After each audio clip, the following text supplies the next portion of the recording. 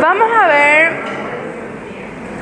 algunos puntos específicos nomás de los temas que caen en nuestro examen de mañana.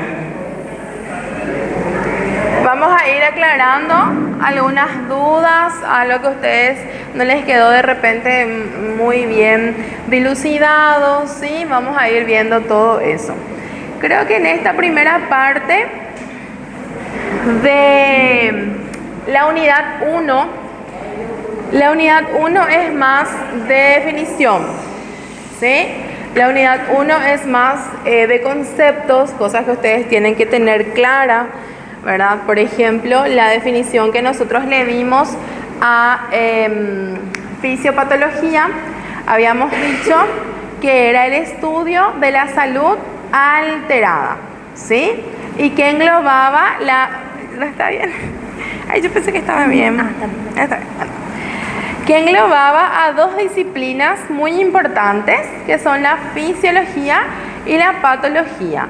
En la fisiología nosotros veíamos todo lo que era el funcionamiento normal de las células, de los tejidos, y en la patología nosotros vemos cambios estructurales. O sea, lo que nosotros estudiamos acá en esta materia, aparte de cómo se desarrollan las enfermedades, vemos también los cambios morfológicos que este desarrollo de la enfermedad ocasiona, ¿sí? Bueno, salud creo que es un concepto que todo el mundo maneja bien, ¿verdad? Que es el estado de bienestar, ¿sí? Que no es solo físico, sino también emocional, sino también social, ¿verdad? Entonces, esto fue una definición ya de hace muchísimos años establecida por la OMS. Acá no creo que tengan mucha dificultad, ¿verdad? O sea, vamos a ir pasando.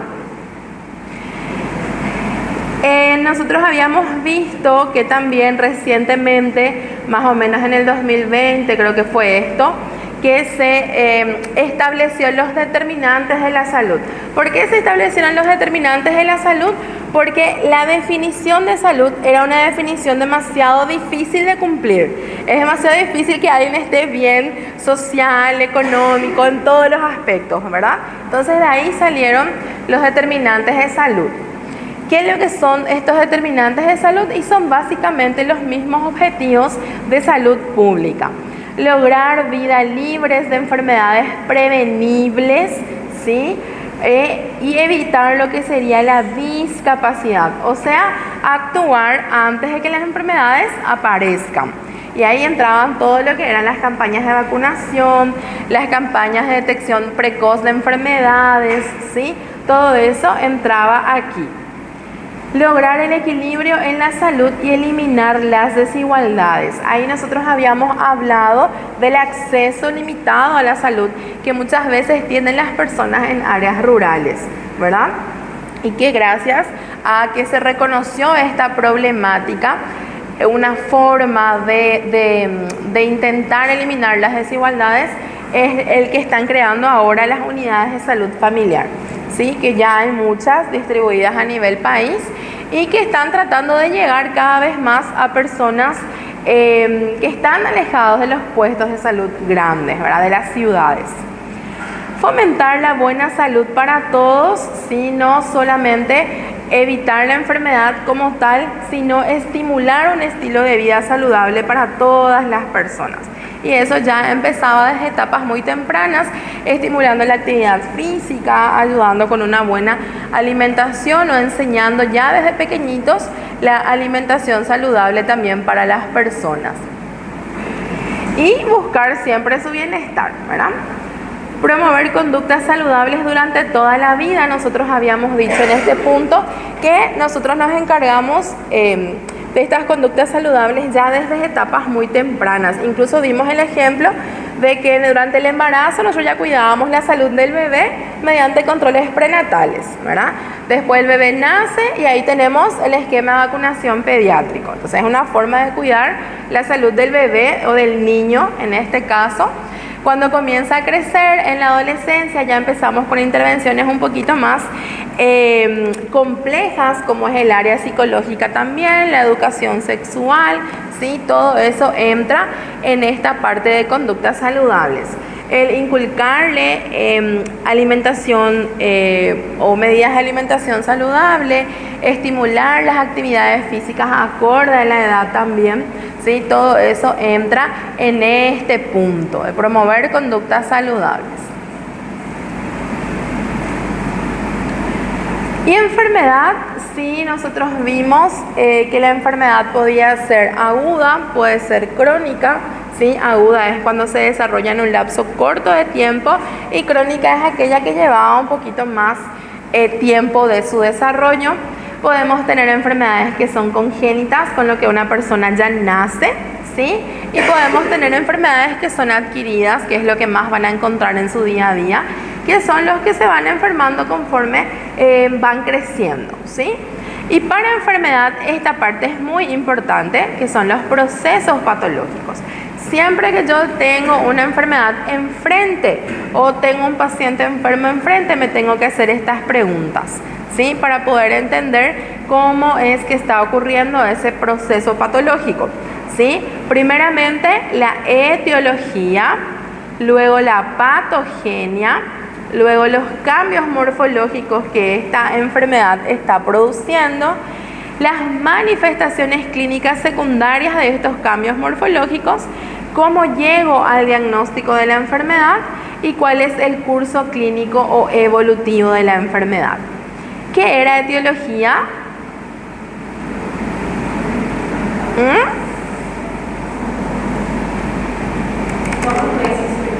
¿Cómo? La causa, ¿sí?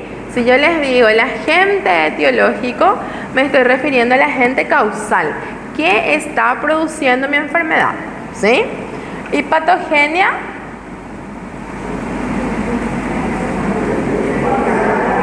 ¿cómo se va desencadenando o desarrollando la enfermedad en sí? ¿Sí? Dentro de la patogenia o gracias a la patogenia tenemos los cambios morfológicos, que ya es resultado del desarrollo de la enfermedad.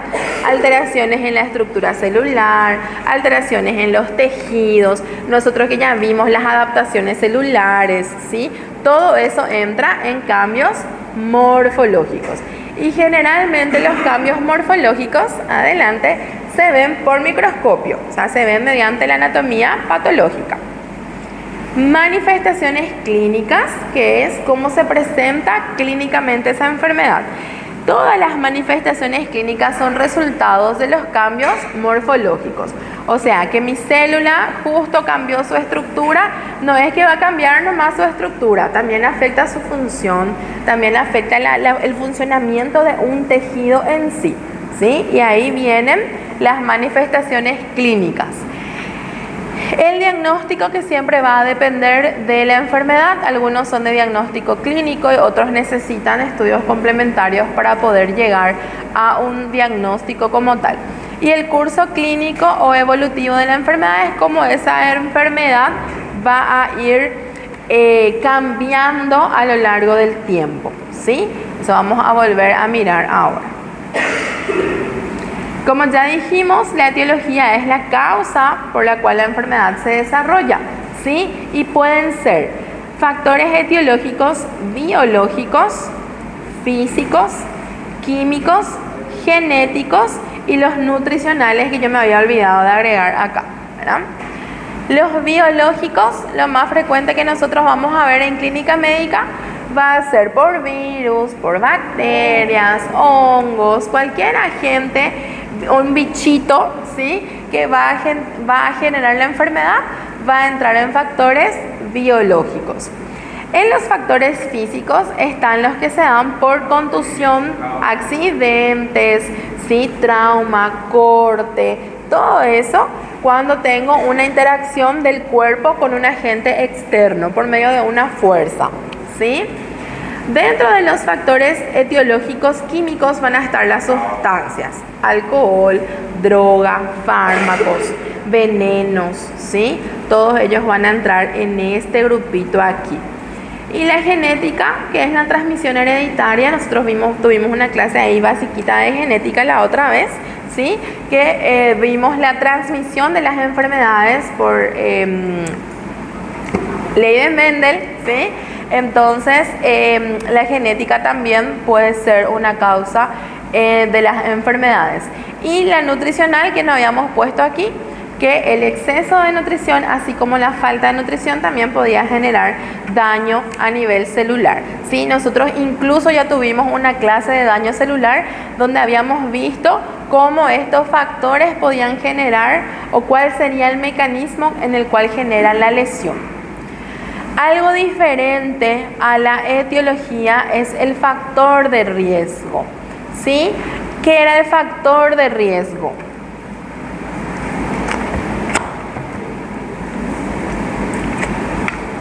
Siempre decimos, por ejemplo, el clásico, el tabaquismo es un factor de riesgo para el desarrollo de cáncer pulmonar.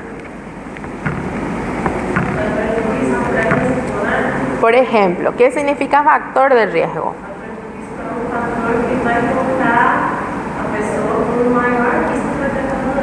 Una susceptibilidad, ¿verdad? Entonces, si yo les digo factor de riesgo, tenemos que pensar en algo que les predispone a ese paciente para tener una enfermedad, ¿sí? Ese factor de riesgo puede ser congénito, alguna lesión estructural, algo con el que el paciente ya nació. Por ejemplo, algún defecto valvular, un defecto en la válvula cardíaca que va a ser un factor de riesgo para infecciones cardíacas, ¿sí?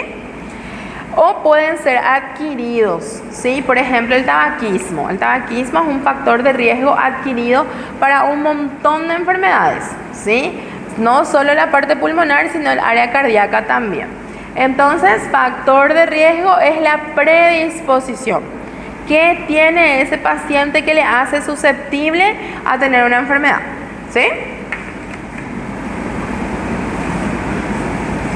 Bueno, patogenia, ya dijimos que teníamos la evolución o el curso evolutivo de nuestra enfermedad a lo largo del tiempo, ¿sí? Cómo esa enfermedad o cómo este agente causal de acá va a desarrollar la enfermedad en sí.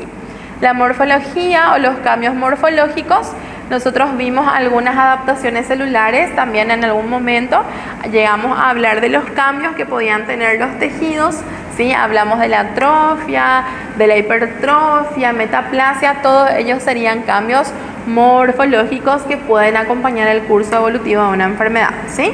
Entonces acá ya no nos vamos a detener tanto. Acá sí. Las manifestaciones clínicas nosotros dijimos y lo dividimos en dos. Teníamos por un lado los signos y teníamos por otro lado los síntomas. ¿Qué era un signo? Algo objetivo, observable, medible, cuantificable, ¿sí? Algo que yo puedo ver, ¿sí? O puedo tocar, o puedo medir, ¿sí? O puedo cuantificar. Eso es un signo. Y acá yo les puse la imagen de un termómetro con fiebre, ¿sí? La fiebre y todos los signos vitales, ¿sí? Son medibles y objetivables, por eso entran acá. Y los síntomas. Manifestaciones subjetivas referidas por el paciente. Todo lo que mi paciente me dice, pero yo no puedo comprobar en ese momento. O sea, me duele mi barriga hace 3 días, ¿sí? Él me dice que le duele su barriga, pero yo no sé si él me dice la verdad, ¿está bien? Entonces, eso es síntoma. Ahora, si yo le toco su barriga y encuentro alguna tumoración, encuentro algo, ahí sí, ese dolor de barriga que es un síntoma pasó a algo objetivo. Encontré un signo. ¿Está bien? Entonces eso sería para las partes de manifestaciones clínicas. Y el conjunto de signos y síntomas forman un síndrome. O sea, los diagnósticos que nosotros en fisiopatología tenemos que saber dar van a ser diagnósticos sindromáticos, ¿sí? O sea, voy a tener que reconocer los síntomas y los signos de cada uno de los pacientes ficticios que estamos viendo en los casos clínicos, ¿sí? Bueno, y el diagnóstico, nosotros para llegar al diagnóstico tenemos 3 pasos fundamentales, empezando siempre por la anamnesis, ¿sí? La anamnesis es el interrogatorio, todo lo que yo puedo sacarle a mi paciente. Por ejemplo, ese paciente que viene por dolor abdominal, ¿hace cuánto le duele? ¿Cómo empezó? ¿Qué tipo de dolor es? ¿Qué parte le duele más? Todo eso entra en anamnesis, ¿sí? Luego de hacer un interrogatorio bastante exhaustivo, digo bien, pasamos a el examen físico, donde yo busco algo, ¿sí? Yo al terminar mi anamnesis, yo ya tengo que tener una idea, más o menos, qué es lo que yo voy a buscar, ¿sí? Si viene por dolor de barriga, tengo que tratar de delimitar si el problema está en la barriga, en el abdomen o dónde es lo que está el problema. Y después pasar acá buscando ya algo objetivo, ¿sí? Buscando algo específico en el abdomen o en algún otro aparato o sistema. Y después, al finalizar mi examen físico, yo ya tengo que tener un diagnóstico sindromático, ¿sí? Una sospecha que lo voy a confirmar o descartar por mi laboratorio o por mi imagen, mi ecografía, el método auxiliar que ustedes requieran en ese momento, ¿sí? Entonces, 3 pasos va a tener mi diagnóstico: anamnesis, examen físico, laboratorio o métodos auxiliares. Métodos auxiliares es más correcto porque no solo le vamos a pedir laboratorio, sino le vamos a pedir ecografía, tomografía, todo va a depender de lo que encontramos, ¿sí? Entonces, métodos auxiliares de diagnóstico. Bueno, después tenemos 2 conceptos que suelen ser aplicados a los estudios laboratoriales, ¿sí? Nosotros siempre vamos a escuchar ese estudio o ese laboratorio es confiable, ese laboratorio, sus resultados son válidos, ¿sí? ¿Y qué es lo que quiere decir validez y confiabilidad? La validez, por definición, es el grado al cual una herramienta de medición determina lo que se intenta medir. Y ahí yo les había puesto el ejemplo de la medición de la presión arterial, ¿sí? Que si yo mido mi presión arterial con un esfingomanómetro normal, me va a dar un valor, ¿verdad? 120/80. Que va a ser tiene que ser el mismo valor que me da medir la presión de manera intraarterial, o sea, mediante un estudio invasivo, ¿sí? Si yo entro en esa arteria y mido la presión en esa arteria y es 120/80 también, significa que este esfingomanómetro es válido, ¿sí? O sea, una forma rápida de recordar la validez. La confiabilidad, sí que por su parte, es el grado en el cual una observación, si se repite, ofrece el mismo resultado. Y volviendo, habíamos dicho otra vez, en el ejemplo de la presión arterial, que si yo le mido a mi paciente la presión en el brazo izquierdo, me dice que tiene 120/80, yo me vuelvo y le vuelvo a medir en ese mismo brazo, con ese mismo esfingomanómetro, me sale otra vez 120/80. Eso significa que esa primera toma fue confiable. O sea, si yo repetí mi estudio y me salió otra vez el mismo valor, ¿sí? Bueno, eso entonces para validez y confiabilidad. Acá no hay, en estandarización no hay nada que nosotros podemos hacer, ¿sí? Eso ya viene determinado de otros estudios. O sea, hay gente mucho más top que nosotros que ya nos da el estándar de calidad de las cosas, ¿sí? O sea, acá nosotros no tenemos mucha intervención. Sensibilidad, ¿sí? ¿Cómo puedo yo definir la sensibilidad? Y me dice que es la proporción de personas con una enfermedad que son positivas para ella en una prueba u observación dada. Si yo le hago a mi paciente, no recuerdo qué ejemplo dimos en clase, pero si yo le hago a mi paciente un estudio y este estudio me dicen a mí en el laboratorio que es un estudio sensible, ¿sí? Y ese estudio sensible sale negativo, ¿qué significa para mi paciente? ¿Descarta o no la enfermedad?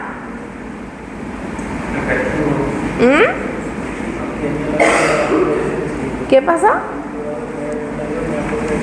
Descarta nuestra enfermedad porque es un estudio sensible, ¿sí? Entonces mi paciente, se me ocurre ahora ningún estudio sensible. La troponina cardíaca es una enzima que se mide en un paciente que nosotros sospechamos de infarto de miocardio, ¿verdad? Un paciente que vino con 4 horas de dolor, entonces yo le voy a hacer un estudio sensible que es la troponina. Si mi paciente viene con troponina negativa, me descarta el infarto, ¿sí? Eso significa que es sensible para el diagnóstico de infarto. ¿Está bien? Especificidad, por su parte, aplica a los pacientes sin enfermedad, ¿sí? Se refiere a la proporción de las personas sin enfermedad que son negativas a una prueba u observación. Entonces, en esta definición de especificidad, solo la vamos a aplicar para los pacientes sanos. Muy pequeño es el porcentaje de falsos positivos que pueden dar en un estudio específico, ¿sí? Sanos, sin enfermedad. Valor predictivo es el grado del cual una observación o resultado de una prueba es capaz de pronosticar la presencia de una enfermedad, ¿verdad? Y ahí teníamos nosotros el valor predictivo negativo y el valor predictivo positivo. ¿Qué significaba el valor predictivo negativo? Nosotros hicimos, o no, sí hicimos ejercicios de valores predictivos. ¿Se acuerdan que era valor predictivo negativo?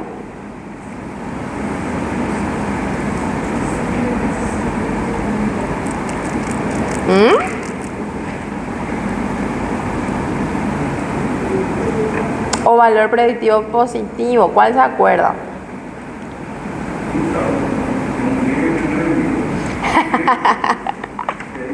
Amo. Valor predictivo negativo es tu verde. ¿Qué te dice? El valor predictivo negativo se refiere a la proporción de personas que tienen resultados negativos verdaderos, o sea que no tienen la enfermedad, ¿sí? Resultados negativos verdaderos. Yo creo que en esto usé el ejemplo de las personas que se van a hacer mamografía, ¿verdad? Creo que dijimos que tenían nódulos y se fueron a hacer mamografía. Entonces, de todas esas mujeres que se fueron a hacer mamografía, valor predictivo negativo hace alusión a todas aquellas que dieron negativa a esa prueba. O sea, no van a tener la enfermedad porque la mamografía dio negativa. En cambio, valor predictivo positivo son aquellas mujeres que sí van a tener resultados positivos verdaderos, o sea, sí van a tener la enfermedad, ¿sí? En el caso de la mamografía, se dieron positivo en la mamografía, que es probable que tengan un proceso neoplásico de mama, ¿sí? O sea, tiene la enfermedad probablemente, ¿está bien? Entonces serían los valores predictivos. Nuestro pronóstico para la enfermedad dependiendo de los resultados que tengamos. Curso clínico, eso creo que no hay mucha dificultad, ¿verdad? El curso clínico es cómo va a evolucionar mi enfermedad. Habíamos dicho que teníamos enfermedades agudas, subagudas y crónicas. Subaguda era súper raro, algunas enfermedades nomás son subagudas. Las agudas son aquellas que inician de forma rápida y que generalmente también progresan de forma muy rápida. Entonces suelen ser un poquito más graves, ¿sí? Porque no nos da tiempo a nosotros de investigarle a ese paciente. Cuando nosotros llegamos, el paciente ya está mal, ¿sí? Entonces empieza rápido y se desarrolla rápido. ¿Perdón? La enfermedad aguda, para hablar de enfermedad aguda te tiene que dar manifestaciones, ¿sí? Tiene que haber, por ejemplo, qué sé yo, náuseas, vómitos, algún síntoma que te diga que la enfermedad está activa. La enfermedad crónica, cuando empieza, no da ningún síntoma, pasa totalmente desapercibido, así normal como nosotros. Después, cuando ya está muy avanzado, ahí comienzan los síntomas, ¿okay? Entonces, eso para el agudo. Y el crónico es el que empieza, que se desarrolla lento, ¿sí? Se desarrolla con tiempo, le da tiempo a nuestro cuerpo de adaptarse a los cambios y generalmente el paciente tolera demasiado bien, ¿sí? O sea, viene el paciente y vos le medís su saturación y está saturando 86, pero está respirando como nosotros, ¿sí? Él no se cansa, no le agita, porque su cuerpo se adaptó a la enfermedad en todo ese tiempo que se desarrolló, ¿sí? Y subagudo es aquel que no entra en ninguna de las dos definiciones, ¿sí? Que queda ahí en el medio, ni muy temprano ni muy tarde su desarrollo. ¿Está bien? Bueno, acá también teníamos algunos conceptos, ¿verdad? Que es la epidemiología. Nosotros habíamos visto que la epidemiología es el estudio de la aparición de la enfermedad en la población humana. Y nosotros lo que habíamos dicho, me acuerdo, es que lo que hacía la epidemiología era agrupar personas que tenían algo en común para el desarrollo de las enfermedades. Por ejemplo, si tengo 100 pacientes con diabetes, lo que hace la epidemiología es agrupar a los pacientes con diabetes que tienen diabetes por estilo de vida inadecuado, por ejemplo, ¿sí? O sea, junta a los pacientes, busca qué características tienen en común y los agrupa, ¿sí? Eso es lo que hace la epidemiología. Puede ser por factor de riesgo, por etnia, por sexo, por el método que sea. Incidencia, prevalencia. ¿Qué era incidencia? Casos nuevos, ¿sí? Acá como se ve en la foto, el agua nueva que está cayendo acá en nuestro tupper, ¿sí? Y prevalencia, casos antiguos que ya estaban y casos nuevos también, ¿sí? Entonces acá todos los casos que fueron descritos para una enfermedad entran acá en prevalencia, ¿sí? Siempre se tiene en cuenta un periodo determinado, ¿sí? Y ese periodo determinado ya viene preestablecido. Entonces, incidencia, casos nuevos, y prevalencia, todos los casos de la enfermedad. Mortalidad, muertos, ¿verdad? Cantidad de muertos que hay para una enfermedad determinada en un momento determinado, ¿sí? Por ejemplo, la mortalidad del COVID en la época de la pandemia era altísima, ¿sí? Entonces se ve cuántos muertos hubo por esa enfermedad específica. Morbilidad. ¿Qué cosa? Los enfermos que quedan, la discapacidad que queda, ¿sí? Por ejemplo, los pacientes con ACV, la morbilidad es altísima, te dicen. ¿Por qué? Y porque quedan los pacientes encamados, secuelados, no pueden caminar por sí solos, ¿sí? Entonces, en morbilidad entran todo lo que sería la discapacidad, las enfermedades secundarias a la enfermedad misma, ¿sí? Secundarias. ¿Cómo esa enfermedad afectó la vida de tu paciente? Básicamente.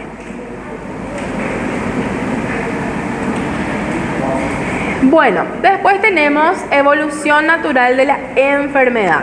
Y acá nosotros dividíamos la evolución natural de la enfermedad desde el momento del contacto con el agente etiológico, ¿sí? Podemos tener un periodo de incubación, un periodo preclínico y un periodo clínico.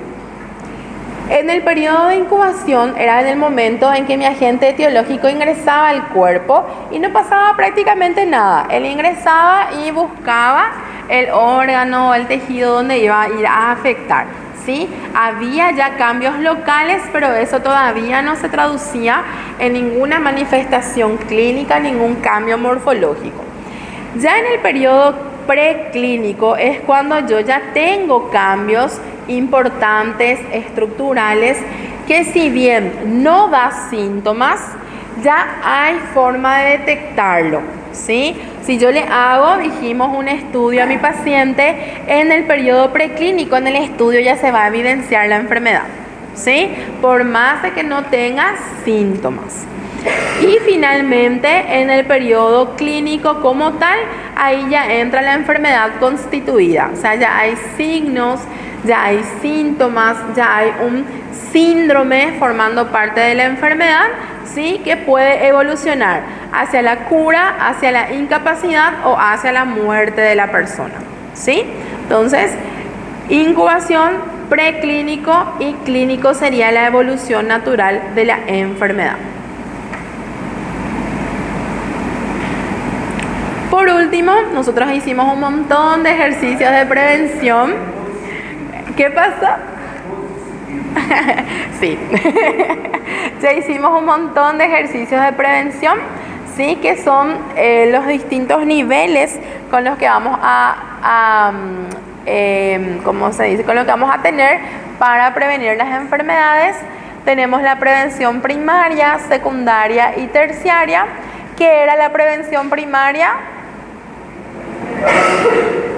Antes de que aparezca mi enfermedad. Secundaria, ya apareció. ¿Qué yo hago con la secundaria? Evito complicaciones. Y terciaria, evito mayor deterioro de la enfermedad como tal, ¿sí? Evito más discapacidad para ese paciente que ya está enfermo, ya está tratado, ¿sí? Probablemente. Entonces, yo lo que no quiero es que empeore.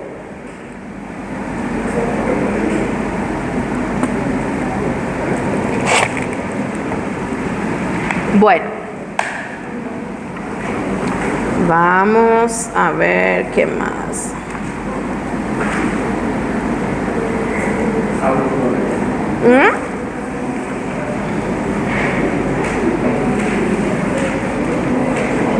¿Células y tejidos les ofrece dificultad? Creo que células y tejidos es facilito, ¿o no? Vamos a mirar, no me acuerdo bien, para mí que era fácil este. No, creo que este... No voy a contar. No. ¿Qué pasa? Sí, más bien. La verdad que más bien, chicos, más bien esta parte de integración más que la célula misma. Célula nosotros vimos para repasar nada más. Sí, esta parte de integración, sí. ¿Sí? Integración celular, comunicación celular, eso sí. Pero célula en sí no voy a preguntar. Bueno, comunicación celular, sí, nosotros vimos que para tener una comunicación mi célula requiere de una célula emisora, que es la que produce la sustancia o ligando. Necesito una célula diana y que esta célula diana tenga un receptor donde mi ligando se va a unir, ¿sí? Y que esta célula diana es la que va a generar la respuesta específica a la que vino destinado este ligando. Y a partir de esto nosotros teníamos los tipos de comunicación celular. ¿Cómo era la autócrina? La célula actúa sobre la propia célula, ya se autorregula, ¿sí? Ella produce el ligando y este ligando viene a un receptor que está ubicado otra vez en la misma célula y ahí se modula. Luego tenemos a la célula parácrina, que ¿cómo era eso? A una célula vecina o cercana. Y lo mismo, produce la sustancia, el viaje es corto, generalmente solo por matriz extracelular, viene y se une al receptor de la célula cercana o vecina. La endocrina.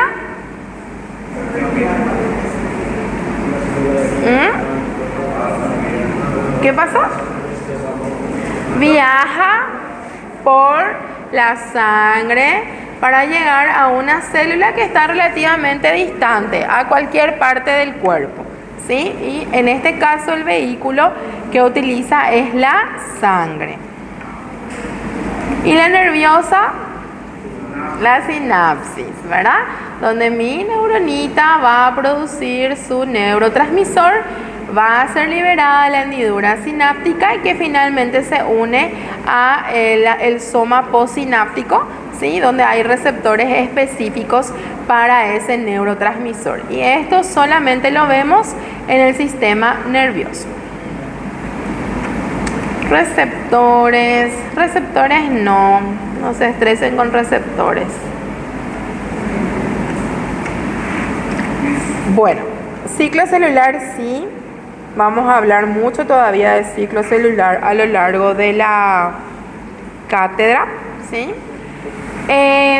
Básicamente el ciclo celular es el ciclo de vida que tiene nuestra célula, ¿sí? Nosotros habíamos dicho que tenía varias fases, empezaba con la G0, luego G1, fase S, G2 y fase M o mitótica. En la fase G0 teníamos células en reposo, en inactividad,